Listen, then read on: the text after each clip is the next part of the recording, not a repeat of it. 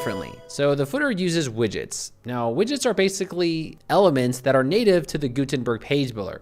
So for example, the first thing I want to do is I want to add a 2-column row in the middle row. So I'll click on middle row, and then right here, I'm going to select 2 columns. Okay, so now we have 1 column and we also have 2 columns. You can also adjust the size of the columns for each specific row.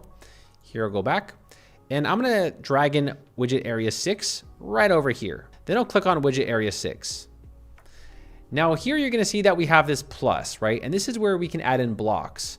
Now here I'll click on browse all, and this essentially allows you to add in blocks. So what you would do here is you can go ahead and add in blocks in the footer of your website. Now let's just say, for instance, I want to just throw in some text. So over here, I'll go ahead and select paragraph.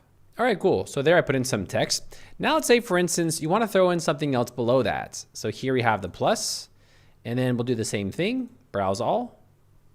And then I can find something else, maybe related to WooCommerce or something. So let's go ahead and scroll down. So I'll go ahead and select this product list.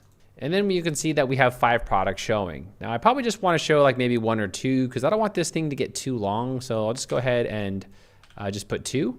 And then it'll just display 2 products. Okay, so that is pretty much how you can create your own custom footer. I personally recommend to just have 1 row right here with just 4 widgets. I think this is practical and most websites typically practice this web design practice. So let's go ahead and go back now and let's